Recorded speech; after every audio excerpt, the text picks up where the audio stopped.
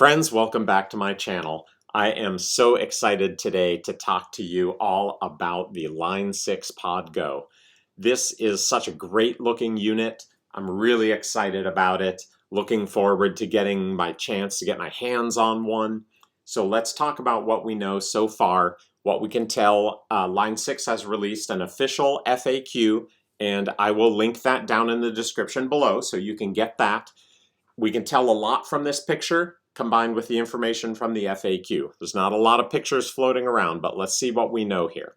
So first of all, one thing everybody wants to know, what's it going to cost? When can I get my hands on it?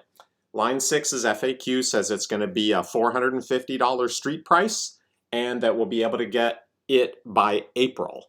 So we can all look forward to that to see what we can do with this thing.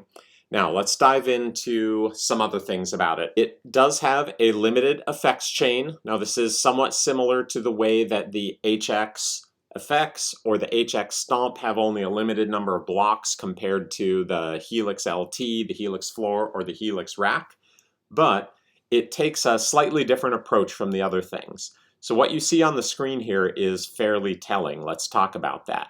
First of all, their FAQ says you'll be able to have the input block, very similar to all the other HX products. You've got the input block and it has a built-in noise gate, so that's always available. Then we have a volume pedal and a wah pedal, and those are always available. Those are on every preset. I'm sure you can switch the wah pedal models to choose whichever wah pedal model you like best, and I'm sure that this expression pedal is going to have a toe switch under it, such that when you use the pedal, it'll automatically control volume. It'll switch over when you hit the toe switch to control the wah, and the volume will be deactivated. So you can do the wah, then when you want to switch back to volume, you hit the toe switch again. Then they've said every preset gets an amp, 1 amp, not 2, which some of the other HX products can do, or some of them can even do 4. You get 1 amp, and then 1 cabinet. Now this cabinet can either be one of the built-in HX cabinets or a single impulse response, also IR, called IR. We look at the rest of this screen. They said every preset is going to have an FX loop. You can see that on the screen here. Every preset is going to have an EQ. So that's this yellow block here, and you can see here they have a parametric EQ. Now they've said that all of the EQ models from the HX line are available here. So you'll be able to change which EQ you use, but every preset will have an EQ available. Then, just by looking at the screen here, you can see there are 4 other blocks. You can choose any 4 effects you want from the full range of effects that the HX line has. Asterisk. There is a minor difference, and that is they've omitted the Tone Sovereign, which is the king of tone. They've omitted the Clawthorn Drive, which is a bass overdrive, and they've omitted the Cosmos Echo, which is a multi-head tape drive. Now, there are some simple reasons for that, and I think that is because they wanted every preset to have the best chance of never running out of DSP. Now, some of you are familiar with my channel, familiar with my work. You may know that I do some work with DSP, calculating DSP allocations of things. So let's take a look at effects blocks and how much they cost. So if we were to look at the King of Tone, you can see that putting a King of Tone in takes up 20% of your processing power. That's a full 1/5 of your processing power. So that would not leave you a lot of room to add the other things in. Let's take a look at the Clawthorn Drive. That takes up 18% of your processing power to inject that. Now let's take a look at the Cosmos Echo. Now the delays are in stereo. We'll talk more about that in a second. But the Cosmos Echo takes up over 25% of your processing power. So you can see they've omitted 3 of the most expensive in terms of processing power blocks from the HX Go. So in their FAQ, they mentioned that all distortions, all dynamics like compressors and things like that, all pitch blocks, all synth blocks are going to be mono. All other types of blocks are going to only be available in stereo. when they talk about all the other blocks being stereo, they're talking about your delays, your reverbs, your modulations, everything that's not a distortion, dynamics, pitch, or synth will be in stereo. And you won't have to choose between mono and stereo. Now, something else that I find very interesting about the foot switches on this, you notice we've got a mode switch, we've got a tap for tap tempo, also entering the tuner. There are 6 other buttons here. Now you can see that the colors match up with the screen. This first button matches up with the looper up here. This next button matches up with the heir apparent, so on and so forth. And you can tell because the colors match the blocks on the screen.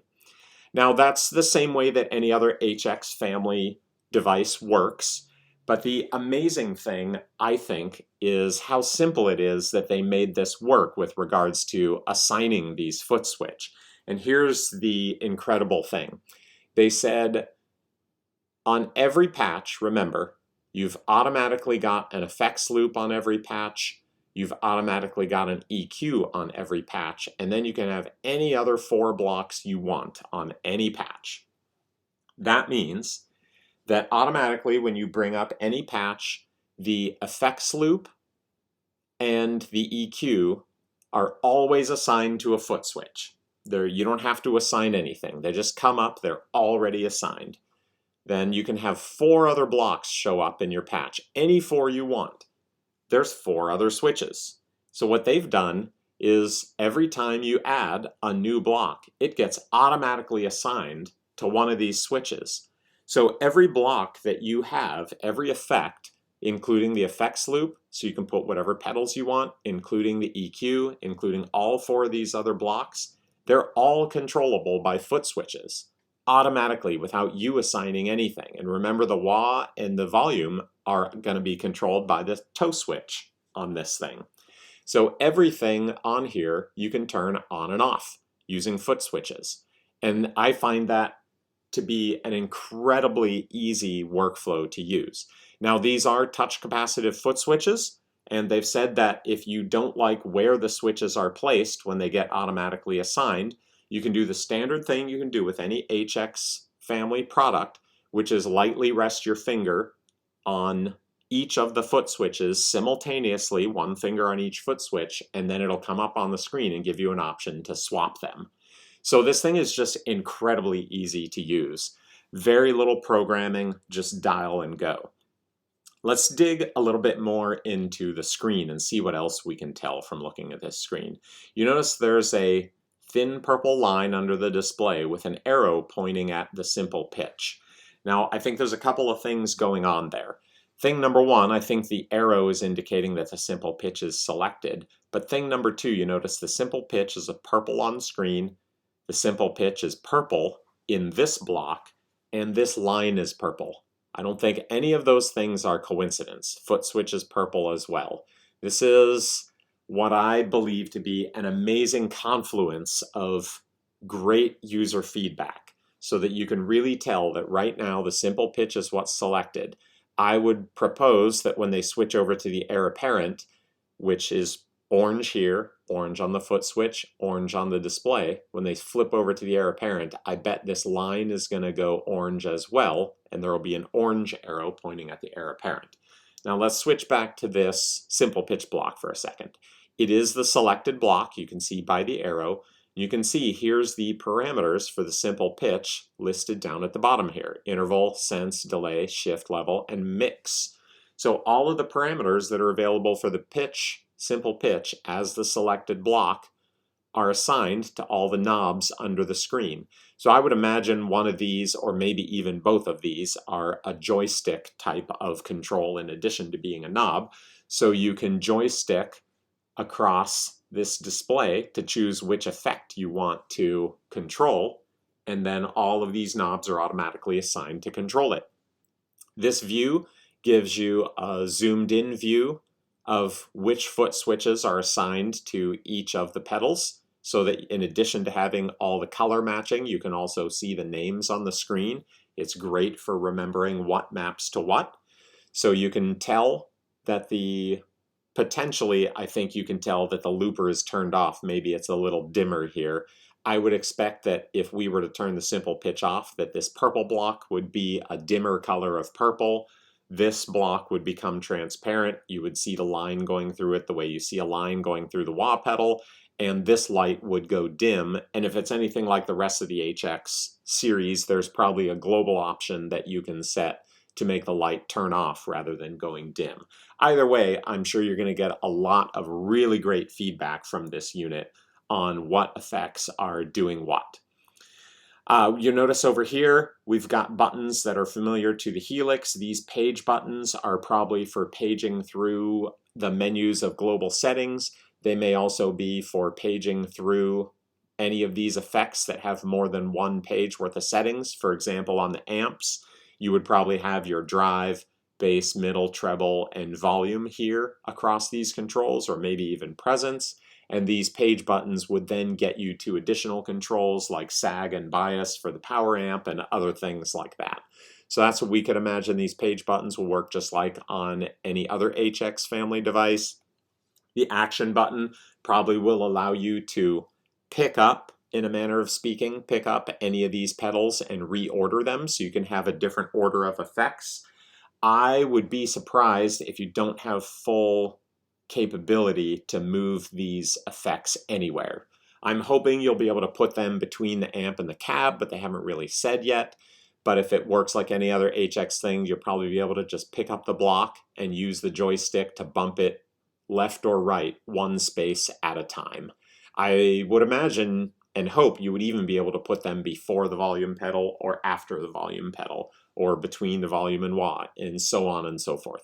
I'm hoping you'll have full capability to reorder the entire screen.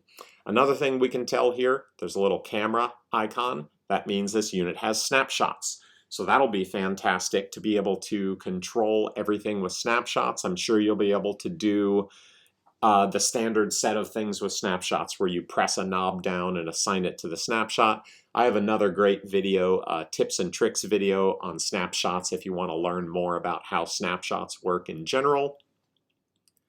We can also see over here a little indicator light that shows us whether this pedal, based on the toe switch, is in the mode to control expression pedal 2 or expression pedal 1. And expression pedal 2, of course, by default set to volume. Expression pedal 1 by default set to wah. So you, in addition to the screen changing color or changing dimness for which one is active and which isn't, you have an indicator light here. I would bet that the EXP1 light is red while the EXP2 light is showing green here, because that's basically how pretty much every other Line 6 unit I've used has worked as well, where they have a red and a green light. So you don't even have to look closely. You can just tell by color which it is. We've got one big volume knob here, and that pretty much is the skinny that we know so far on the controls of this unit and how it's going to work.